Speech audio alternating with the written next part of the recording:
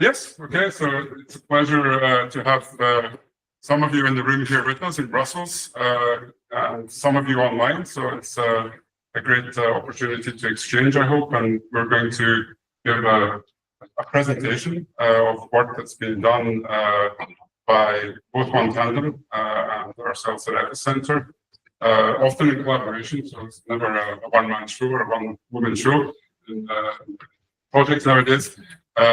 And what we're going to try and do is open a discussion with you on how public policy can be improved by not only data visualization, but also data storytelling. And I think we're increasingly faced in our daily lives as either officials of the Belgian government or the European Commission or other institutions, or as experts and analysts trying to explain very complex data and data can take many forms to people who are not always data specialists, who are not always comfortable with data, and who need to be helped or assisted or supported to play with the data themselves and to be able to construct sometimes their own stories, or at least be led through different insights and analysis that can be presented through different types of data. So I think slide. So we're in the welcome part, yeah. So we're not going to present in depth to organizations. You have our links in the emails and the websites. Excellent. Very good. Welcome. So we're just at the welcome, so you haven't listened. So well done. So I'm going to give a short introduction to, as a non-data person. I mean, I like many of us, I use data, I work with data. I'm an economist originally, so I'm always interested in using different types of data, but I'm not someone, Per and Victor will talk more about that afterwards. I'm not someone who actually does all the fancy stuff, so I'm very modest about this. But I'm going to talk about it from my perspective as someone who's trying to support policymaking in Europe and national level, at regional level, and how I think we could improve the use of data in the way we're doing policy analysis, policy studies, evaluations, and so on. I think from my perspective, there's 6 key challenges we're facing for data visualization for policy in society more generally. I mean, the first one is, as I said, we have many complex data sets. We have increasing access to different types of data. I'll come to that in a minute. Which are more or less accessible. Sometimes they're open data, sometimes they're not so open. Sometimes they're being generated in real time. Sometimes they're official statistics that have certain authority, but are somewhat not so real time. So we're trying to use all these different types of data to tell stories, to do analysis, and to develop and increasingly communicate on that data. So the 6 challenges I see, the first one is obviously simplifying complex data. So many data sets, not everyone's a data specialist. How do we make it so that people can read that data and understand it? And I think that goes all the way from this room and the people online through the policy circles in Brussels and in national capitals to people on the street. So I think increasingly people are hearing many stories. We talk a lot about fake news. And part of that fake news agenda is driven by the difficulty people have of capturing the complexity of different data, of systems that are affecting, whether it's mobility, environment, etc., that are affecting our daily lives. So enhancing communication and engagement with data is something we think is fundamental as well, particularly in policy circles. So trying to make sure that people have data they can engage with, can understand, and can then themselves sometimes communicate within their own circles in different ways. Supporting evidence-based decision-making, so that's absolutely critical, obviously. That's what we try to do here in our daily lives in Brussels and in other parts of Europe.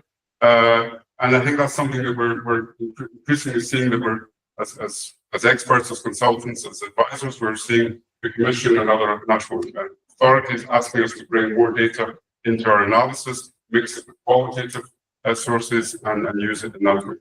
Monitoring and evaluation, so I think we're seeing some very nice sites. I'm working a lot in smart specialization, for instance, And a number of the regions or cities or authorities are putting in place very nice complex data platforms or showing how different partners, organizations are involved in, for instance, the smart specialization strategies at regional level. And so giving a much more up-to-date, interactive approach to understanding what's going on. On the other hand, we still have very thick evaluation reports, which are quite difficult to read and don't necessarily give people the real-time capacity to monitor and steer the programs they're managing. Identifying trends and patterns. So I think that's one of the key things that we're really interested in. I think long-term trends, we have data sets now that are increasingly accessible and can be used over time. There was interesting analysis done recently, for instance, working along the European Innovation Scoreboard, or the previous contractors have done a 20-year look back what we're using data, completing the data sets to try and identify breaks and specific periods when certain countries had specific challenges or differences in their innovation systems. So you can see these longer-term patterns emerging. And then, of course, inclusion and accessibility, and I think that's got to be understood in many ways. So if we can look at it from ethical perspectives, who's using the data, who's presenting it? Is it being presented in a way that's, for instance, gender sensitive? Is it being presented in a way that's Eurocentric rather than perhaps global centric? There are different examples that we can think about. So making data accessible but also inclusive is something I think that's increasingly important. Next slide. So the different types of data, and I won't here go into the detail. I think we can come back to that later on. And just to underline, I think what's important here is the mix of data we're being asked to produce and bring together in the studies or analysis that are being done. We have, of course, open data. Increasingly, data is open. Not all, but a lot of it is open. We have the EU's open data portal, similar initiatives at national and regional level. We have the standard statistical data from Eurostat, which is based on the national statistical offices in Europe, which is, as I said earlier, the most robust and usually the most reliable, but often not most up to date due to time it takes to collect statistics, make sure the data is reliable and it's been double checked and so on, and put into the system. We have different sources of real-time data, whether it's GPS or geospatial data. We can do nowcasting certain data to look at the trends in inflation or economies in a more real-time perspective. There's survey data, so we use, again, in innovation, which is my main field, Community Innovation Survey, but there are other Eurobarometer, which gives us lots of survey data on opinions that can be mixed into the data sets that we have used traditionally. Big data, I think we've been talking about big data for 10 years. We'd all like to be using it more. It's still something that's still on the margins of a lot of the work we're doing. And then, of course, using data for forecasting, looking forward, foresight activities and so on. So different data sets that can and should be combined, but increasingly are being requested to be combined, but there's still some quite significant barriers to doing that in terms of the mixing different types of data. So I think people are still very reluctant to mix statistical data from Eurostat with more social media related data from LinkedIn or other sources like that to try and track these job opportunities or job things in the labor market. Next slide. I wanted to give an example before I hand the floor to the colleagues from OneTandem. And one of the things we've been working on a lot is synergies and portfolios of instruments in European level, but also the way that national programs or regional programs and initiatives are linking in. I think what we're trying to do when we're trying to map those synergies and portfolios of instruments is look at how that can support strategic planning. Are we going in the right direction? Is the program delivering what it was meant to do? Is the program combined with other programs supporting scaling up, for instance, of initiatives? It provides enhanced transparency. So are we double funding certain things? Is there duplication of effort in the system? It provides informed decision making in more real time. If you can get it latest data and you can map it, you can visualize it. And of course, it improves stakeholder engagement because people can see to what extent there are a range of programs and initiatives which are relevant for them in their fields, whether it's sustainable development, regional development, or environment or mobility or other areas that they're working in. Next slide. Yeah, so in order to, the sort of elements we could think about trying to use data visualization to analyze EU policy synergies, obviously looking, as I said, at mapping funding and overlaps, visualizing the thematic priorities, so across programs we can see interlinked initiatives, interlinked projects, map the links between those projects and try and see clusters of projects emerging. We can identify co-funding opportunities that could be via the public sector or private sector investors looking for follow-on investment through funding through the public sector. We can use it to evaluate policy impact. So I think we've been involved in previous evaluations of Horizon 2020 and the external synergies with other programs. And it's a very complex exercise with some frustration around the data availability to be able to do that sort of linkage with, for instance, structural funds or other programs, avoiding redundancy in the program's delivery schemes, and again, enhancing the stakeholder collaboration by giving them tools that they can see what's actually being done. One case I wanted to flag just before we move, so I think we've got the colleagues from here, so I took it as an example. So I spent some time, the map I produced with the EU's mapping tools. I'm very proud of it myself. It's very basic data visualization, but I'm not a data visualization expert. But we used all the data from the EU missions funding and we mapped it by NUTS 3 region to try and show where the concentrations of funding were. That's all 5 missions together. That's great. It's nice. It's a nice picture. We can look at it. We can see that the darker areas have, the concentration of funding. That's fantastic. But what we would really like to know are things around the sort of who is involved, type of stakeholders. We'd like to link and layer that data to show what types of actions have been funded, when, in terms of the temporality of it, what are the links between the missions. So you might have projects on climate change adaptation and city-level projects working on the same topics. How can you link them up? You work on soil and water, like Gideon, thank you. And so this sort of layering and visualization of multiple sets of data is something we would like to really welcome. So that's my short introduction. It was just to kind of stimulate the discussion after we've then gone through a number of other cases, and I'll hand the floor to Victor. Thank you very much, Alasdair. By the way, we're gonna have a Q&A session like after the talk on just areas of knowledge. So yeah, thank you, Alasdair. Very inspiring. So let's talk about best practices for policy-focused data storytelling and in general to talk about data visualization, why it's important and how it works. So I'd like to introduce that sentence from Tamara Mantzler, a researcher in data visualization. She already said in 2014 that visualization is suitable when there is a need to augment human capabilities rather than replace people with computational decision-making tools. And nowadays that we're talking so much about AI because it's something that is indeed very useful, but so far, hopefully, our politics and policymakers still, I hope that they're going to be taking the decisions rather than letting the AI for them. So visualization, it's been proved to be a way to help us think better. And in this case, we know that we have complex data sets. We have a lot of indicators, as Alasdair has been saying. So visualization is actually the tool that actually helps us to think better and understand better.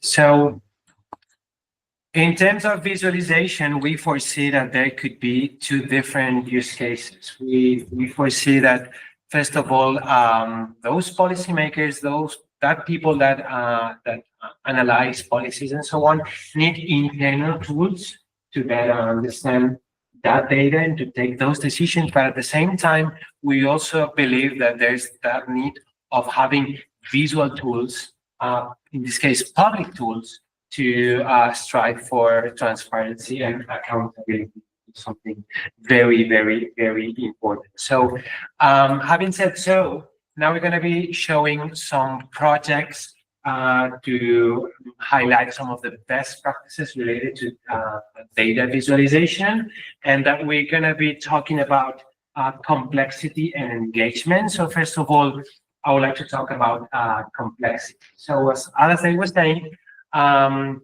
policy making is very related to multifaceted data sets, to data sets with many, many dimensions, data sets with many, many variables. And this is something very, very complex to tackle when you're just like saying an Excel full of data, right? At the same time, there's many analytical perspectives. You could analyze data on a map. That's going to give you a geographical sense of your data, but you could actually have your data in a line chart. That's going to give you trends. So these are completely different perspectives that we believe should be taken into account when doing analysis. At the same time, it's been proved that interactivity allows users for better understanding, since you're playing with the data. It's not just something that you're just seeing there. Since you're interacting with it, you're actually playing with the data in a sense, and therefore you get a better understanding. And then we really believe that there's a need for new metaphors. Not everything is about maps and line charts and bar charts. There's life out of these charts.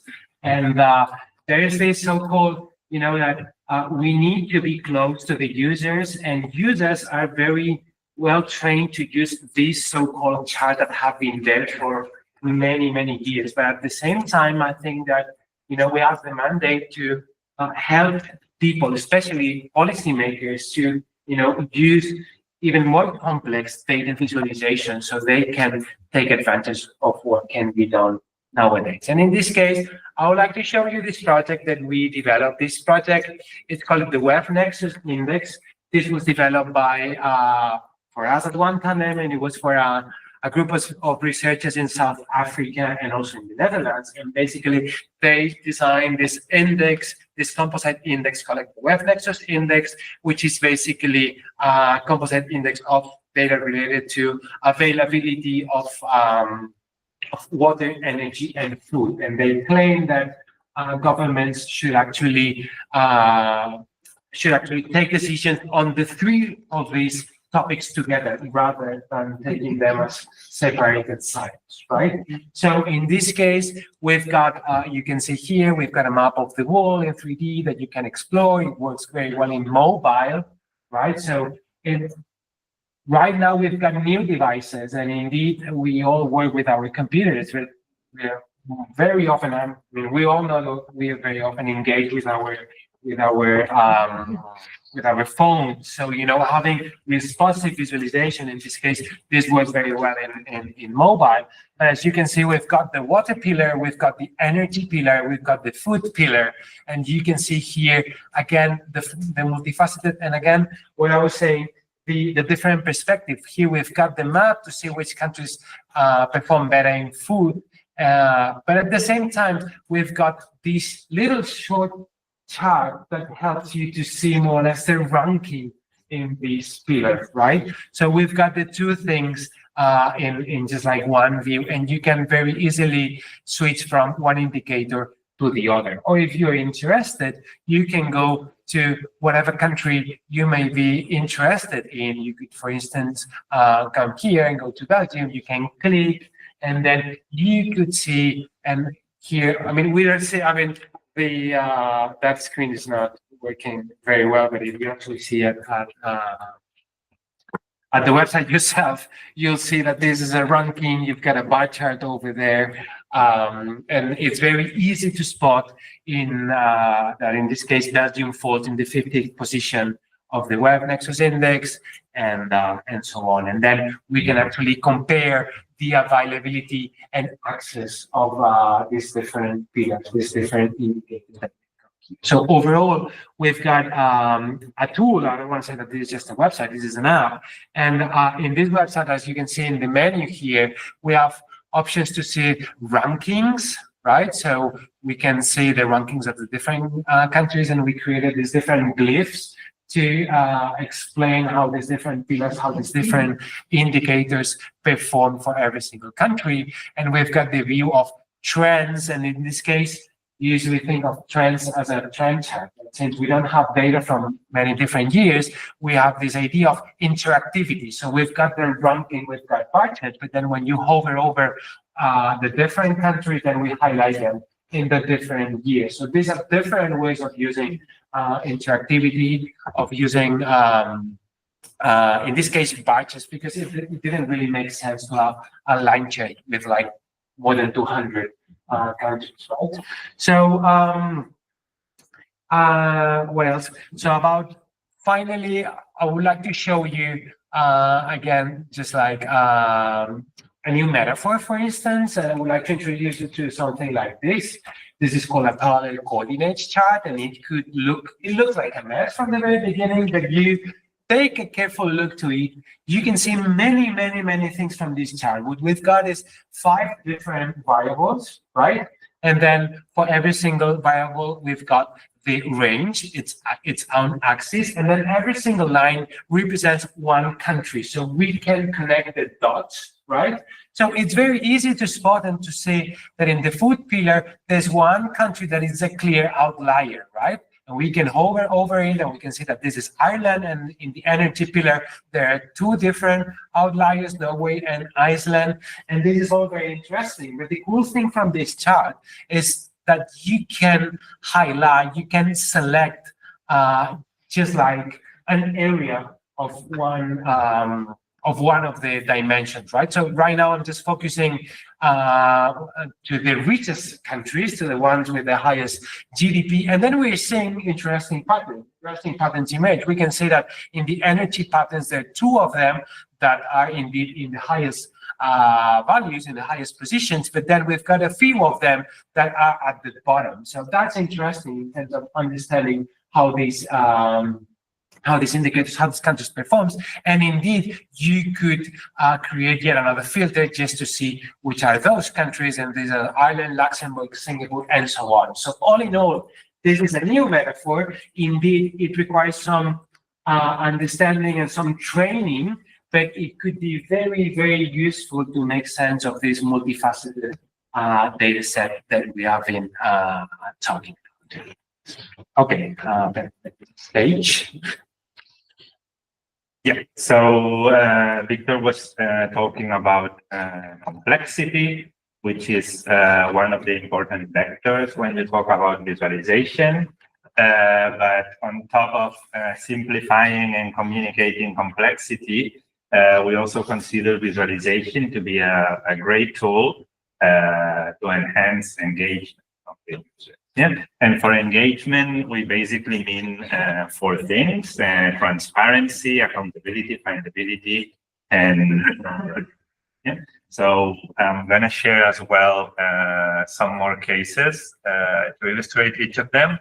Of course, when we talk about transparency, we can talk, for instance, about websites that we can build for, in this case, this is for the city of Santa Coloma, which is one of the largest cities in Catalonia, and they ask us to, every 4 years, they define a set of actions that they want to accomplish. So they have like 4-year plans, and they define around 400 actions that the government needs to make in these 4 years. And we build a website to help citizens track what is the progress in each of the actions. Yeah? So in this case, this is an exercise of transparency that is looking to engage people into the actions that the government is performing. Yeah? And for each of the actions, you can see whether it's been implemented, whether it's in progress, and if it's not being implemented, they tell you why. So it's a really cool thing. And by the use of data visualizations, in this case, the objective was to build very simple visualizations that anybody can understand. Yeah, because as Alastair was saying as well, there are different levels of data literacy among your audience, and you need to make sure that everybody can understand. In terms of accountability, it's quite related to being transparent. Yeah, you cannot be accountable if you are not transparent. This is, for instance, a case of a website that we are now developing, and the objective is to track the SDGs, the Sustainable Development Goals, but at a local level. Yeah, so sustainable development goals are quite advanced at the level of countries, because you have a lot of country data to measure progress. And actually, when you look at sustainable development goals, they are thought with the mindset of a country, because many of them would not apply to like a municipality. But what we are doing with the government of Barcelona is for the 300 different municipalities that exist in the area of Barcelona to adapt the sustainable development goals to a local level, to find indicators that are useful to measure them at a local level, and to be accountable in the sense that you can see for each of the municipalities what is the status of sustainable development goals, whether they are meeting the goals or not, but also what budget they are dedicating to each of the 17 different goals. So it's a way of making them accountable and saying, okay, I can see that you are not doing very well in this objective here. What is the budget that you're dedicating? What are you doing, etc. Finally, and actually another of the things that we consider very important is findability. We are whenever we try and propose a project to an institution, for instance, this was a project for WIPO, which is a very large institution dedicated to many things, among them measure innovation, and they develop the Global Innovation Index.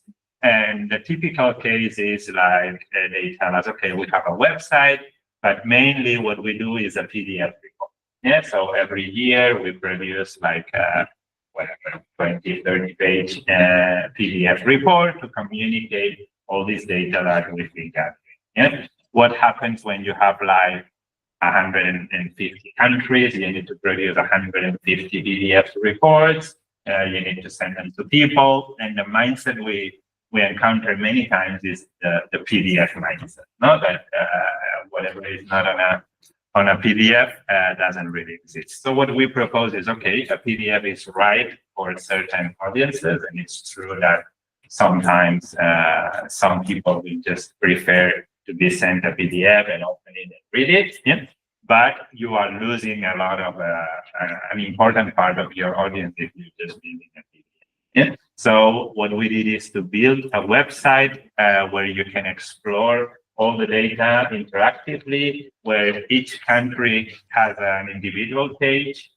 So they are ranking separately, and I cannot really share the figures, but by carefully thinking of what keywords we are choosing for each country, how do we want to be found on Google and social networks, we are increasing like more than 10 times the visits to these reports. So, and that's obvious. In the end, you are like just preparing your information to be found on like digital channels. And that's another way that data storytelling can help. If you build the right structure for your data and you build the right digital tools, you will make your information available to many more people. And in the end, that's what we want. And that's what we say. Many times we dedicate so much budget to gather data, to create data, to structure it, to put together a nice report. But we cannot forget that in the end, we need to make it findable. And there are ways to improve that. And finally, once people find us, we try for them to remember what we have to say. And of course, one of the advantages of visualization is that a chart is usually much more memorable than just like a sentence or a table of data. So when you change a table for a chart, if the chart tells a story, it will be much more memorable. But we can go even beyond charts, and we can start building what we call storytellings, which are experiences, digital experiences to try and make present data in the form of a story. So for instance, this is one of our most recent projects. We work on that for an organization called Council, and they have what is called the Adolescent Atlas for Action, which is a series of research and reports about adolescents all across the world.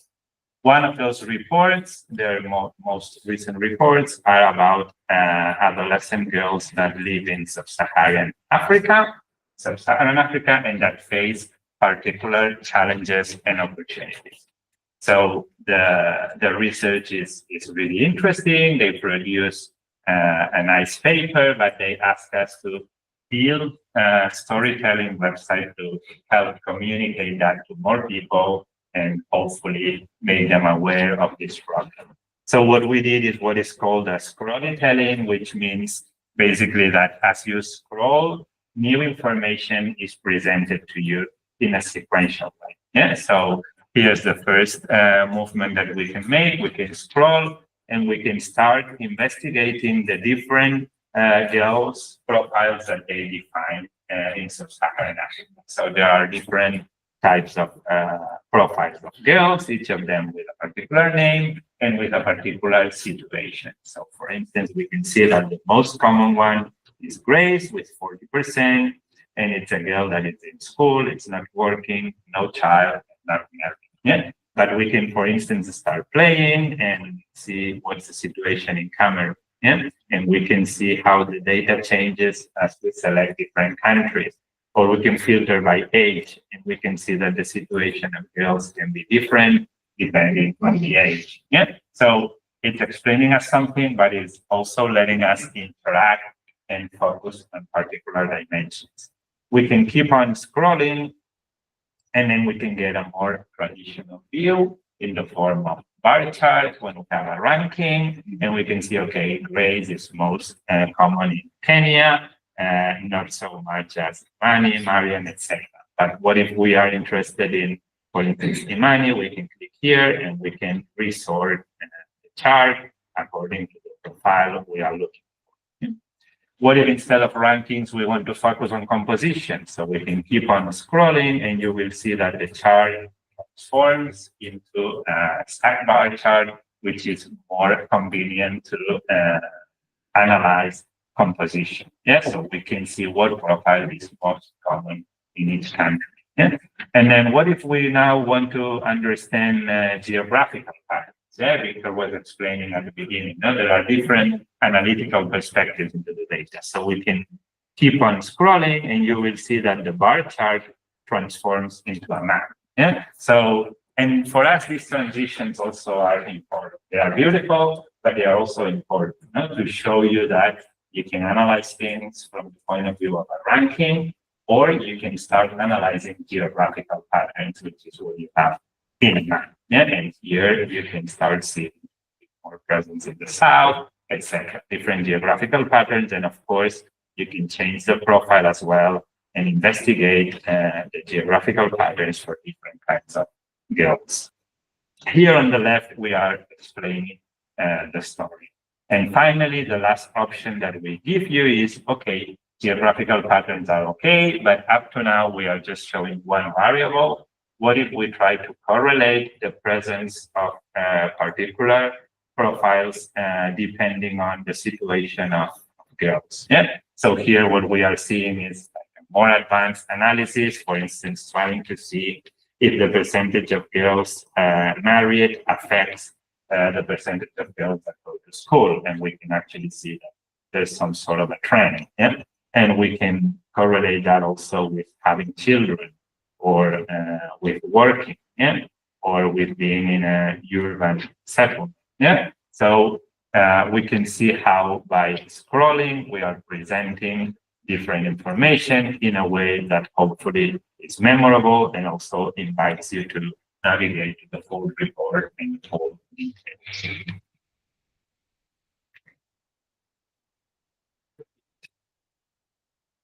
I think good.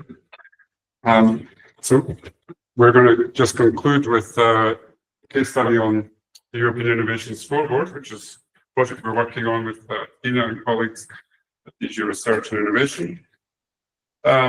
So we took over the scoreboard in April this year from the previous contractor. So first I have to say it's a history scoreboard. It's a 20-year endeavor of friend Hugo Hollanders and other colleagues who have worked on this scoreboard for 20 years.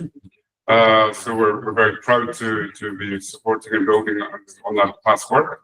What we were given the challenge when we took over, because we took over in March or April, I think it was, and there was a previous online tool. So we said, okay, how can we move to something that's visually more attractive and incorporate some of the elements that we've been listening to from Victor in a first version of a new platform for the online tool. So what, if you go back just to the previous, right. So first of all, so far what we've done is obviously the European Innovation Scoreboard 2024 was fully developed. We used the same model as with OneTandem and colleagues doing the data visualization.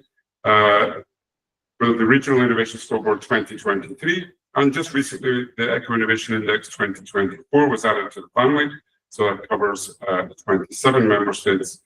The three platforms are very similar, so we use the same approach, same story.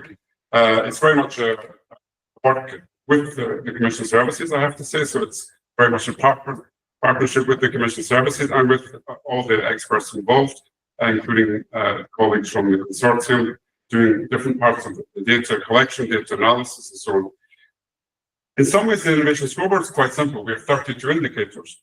Most of them are statistical, so I was mentioning the different types of statistics earlier on, different types of data sources rather. So we have mainly Eurostar type statistics, but we also have some survey data, and we have some, more, let's say, survey data in there from either digital or innovation survey, for instance.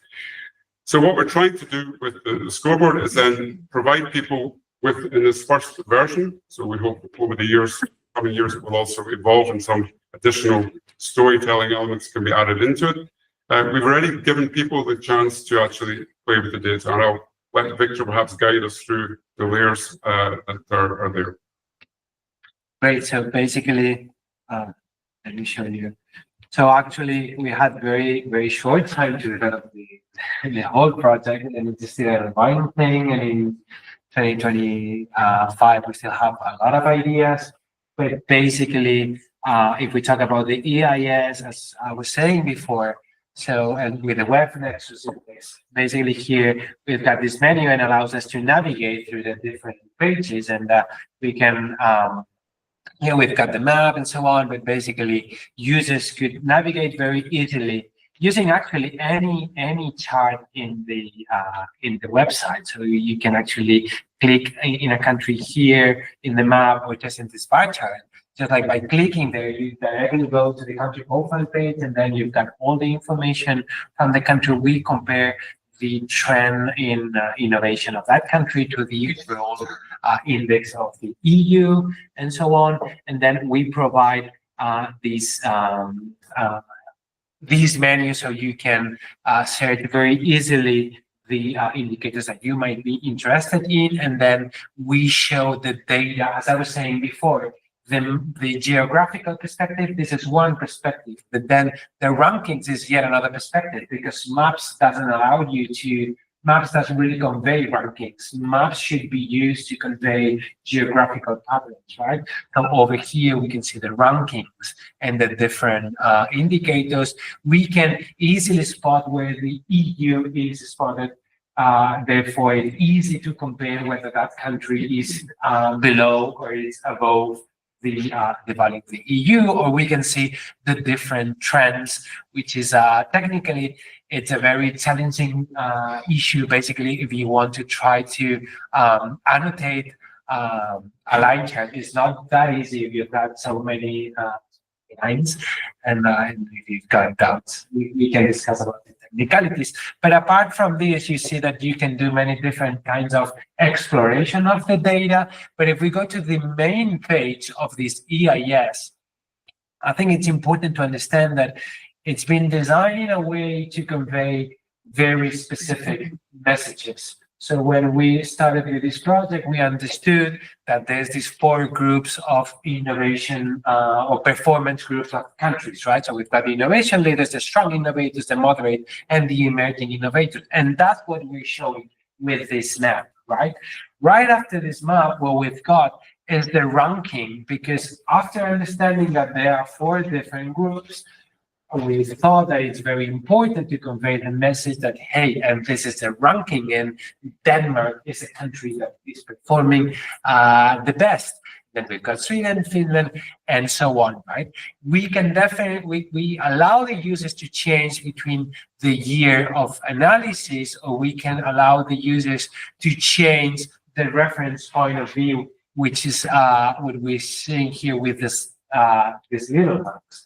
These little marks empower the bar chart. They provide much more power to bar charts because somehow it provides some context on whether that country is improving or it's not improving with time, right? And we can compare, for instance, with 2018. But then something that we were discussing, I remember specifically with Alice at the beginning, it's also important to just convey those changes, right? So you can click on change here and you see that we change the visual metaphor. In this case, we have this arrow plot that it's easier to, it's a visual metaphor that conveys better changes rather than positions in a ranking. After that, in this page, we've got the evolution. That was another insight that it was important to convey, like how is the overall innovation index in the EU performing, and then it was important also to put the EU into context with global competitors.